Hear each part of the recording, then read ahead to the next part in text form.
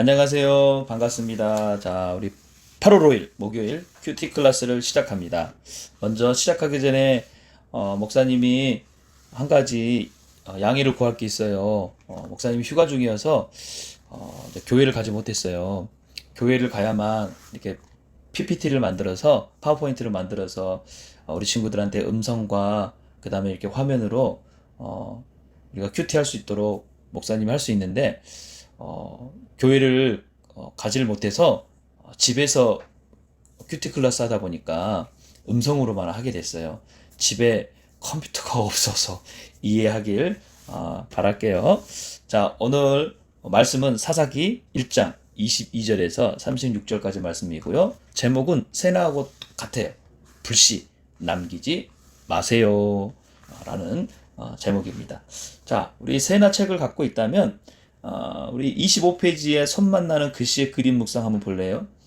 이것만 하고 큐티 해야지. 자, 컴퓨터로 뭘 그렇게 재밌게 하는지, 또 핸드폰 보면서 이것만 보고 진짜 큐티 해야지. 이것만, 진짜 이것만, 그러다가 5분 쉬었다 해야지 하고는 결국 아무것도 못하게 되죠. 영이 무너진 것의 시작은요, 이처럼 작은 틈 하나부터 일하는 것을 알려주는 참 그림 묵상입니다. 자, 작은 틈은 오늘 제목처럼 불씨와 같아요. 이 불씨는요, 꺼진 것 같은데 어때요? 바람이 불거나 또 옆에 탈 것이 있으면 상황과 조건만 맞아떨어지면 어떻게 되죠? 다시 살아나게 됩니다. 결국 큰 불을 만들 수 있는 그러한 불씨라는 거죠. 그래서 우리가 참 조심해야 돼요. 우리의 믿음 동안 마찬가지예요. 지금은 내가 신앙생활 잘하는 것 같아. 내가 믿음이 참 좋은 것 같아. 내가 하나님 말씀대로 잘 살아간 것 같아. 하지만 상황과 조건이 맞아질 때 자칫 우리가 하나님 말씀에 온전히 서 있지 못하면 금방 무너질 수도 있다라는 거예요. 자, 오늘 본문을 보면요. 요셉 가문이 이제 베델을 점령합니다. 우리 친구들 가만히 생각하면 원래 베델이라는 이 가나안 땅을 공격하면 누가 가장 먼저 떠오르죠? 네, 여호수아죠. 네, 지금은요, 여호수아 시대가 이미 지나버린, 한마디로 여호수아가 죽었어요. 그리고 이제 제 3세대예요. 자, 1세대는 모세, 출애굽, 2세대는 여호수아, 3세대는 바로 누구? 이제 사사라는 사람들을 통해서 각 지파의 지도자나 족장들을 그렇게 하나님은 세워서 이스라엘을 다스리고 계실 때, 그때에 이때 요셉 가문이 베델을 공격합니다. 자, 또 요셉 가문은요, 이렇게 나눠져요. 므낫세 지파와 에브라임 지파로 나눠져요. 야곱의 야곱의 아들들을 통해서 이스라엘의 지파들을 다 세웠는데, 다른 데는요, 하나님이 그냥 유다 지파면 유다 지파, 단이면은 단지파, 자, 또 스불론이라는 아들이면 스불론 지파, 이렇게만 있는데, 하나님은 축복으로 요셉에게는 두 아들을 지파로 삼아 주셨어요. 그래서 두 아들이 므낫세와 에브라임 지파거든요. 자, 이렇게 하나님으로부터 축복받은 이 요셉 가문이 드디어 가나안 땅의 베델을 공격합니다. 자, 그리고 그들이 승리를 경험하게 되죠. 그런데 문제는 자, 27절부터 이제 생겨나기 시작하는 거예요. 자, 우리 27절을 같이 한번 읽어볼까요? 므낫세 지파가 베스안과 그 주변 마을들, 다안악과 그 주변 마을들, 돌에 살던 사람들과 그 주변 마을들, 이블르함에 살던 사람들과 그 주변 마을들, 무깃도에 살던 사람들과 그 주변 마을들을 몰아내지 못해 가나안 사람들이 그 땅에 살 수 있었습니다.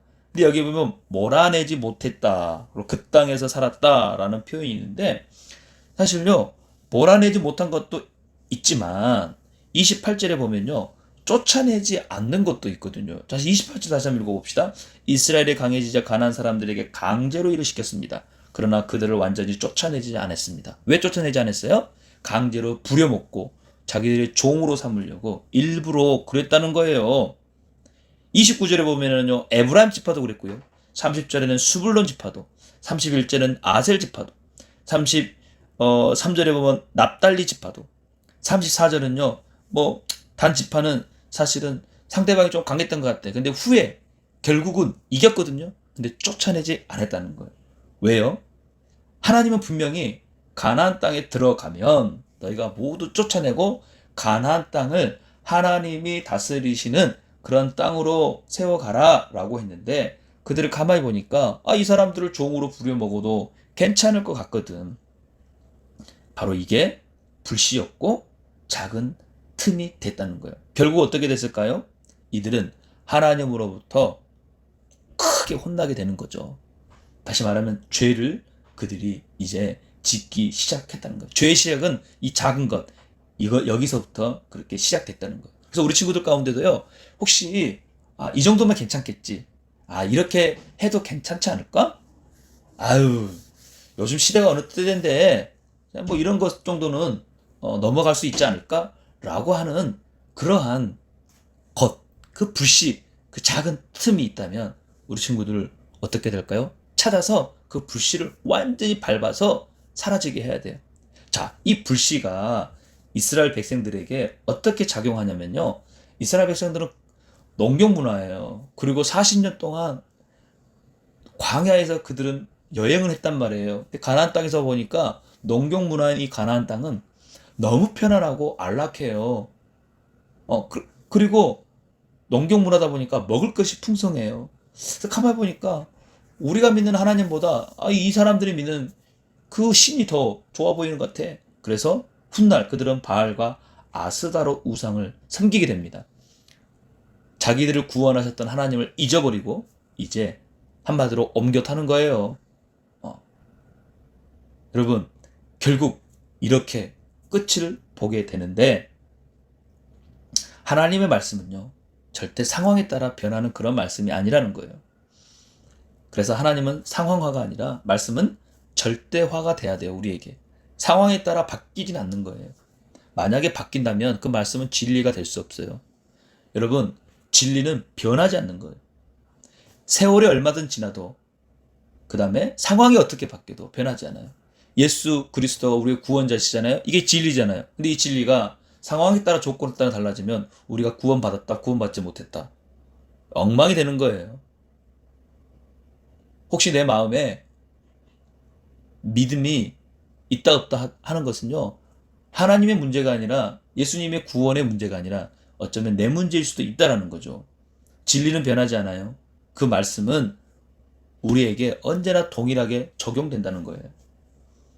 그러므로 우리 친구들 혹시 편리함에 따라 내 뜻에 따라 내 마음대로 따라 하나님의 말씀을 해석하고 믿음을 내 마음대로 적용하는 게 있다면 여러분 다 이제는 버려버리고 온전히 하나님의 말씀에 또 진리신 예수 그리스도만 붙들면서 우리 친구들이 살아가기를 축복합니다. 이제 특별히 좀 있으면 계약하잖아. 아직도 내 안에 작은 틈, 불씨를 남겨주면요. 남겨놓고 있으면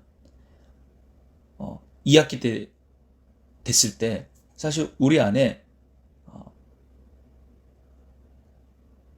어떻게 될까요? 삶이 아직도 혼란스럽고 엉망이라면 안 되겠죠. 혹시 우리 안에 있는 작은 불씨들 틈이 있다면 다 말씀 안에서 우리가 해결받고 믿음으로 승리해서 우리 이제 방학 끝나고 2학기 때는 우리 친구들이 정말 멋진 모습으로 그렇게 2학기를 출발하기를 바랍니다. 자, 그렇게 또 기대하고요. 또 특별히 하나님은 이스라엘 백성 통해서 정말 가나안 땅에서 가나안 사람들을 하나님이 무자비하게 쫓아내시려는 그런 뜻은 아니었어요. 성경을 가만히 살펴보면요. 이스라엘 백성들을 통해서 하나님은 그곳에서 하나님 나라를 세워가서 온 인류를 구원하고 싶은 그분의 계획이 있었다는 거예요. 근데 그 계획에 사실은 차질이 생긴 거예요. 하나님도 우리 친구들 가운데 많은 계획들을 갖고 있죠. 근데 그 작은 틈, 불씨가 차질을 가져올 수 있기 때문에 너무너무 안타까워하고 계실 거예요. 자, 이제 빨리 불씨를 찾아서 끄세요. 작은 틈이 있으면 메꾸세요. 알겠죠? 네. 그래서 하나님의 뜻을 온전히 세워가는 우리 모든 푸초 친구들 되길 바랍니다.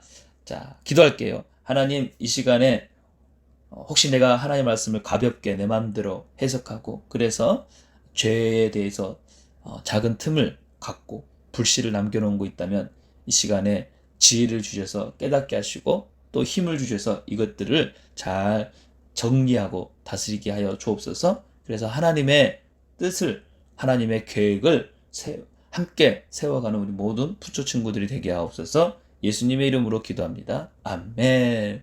자, 우리 다음 주에 또 만나요. 안녕.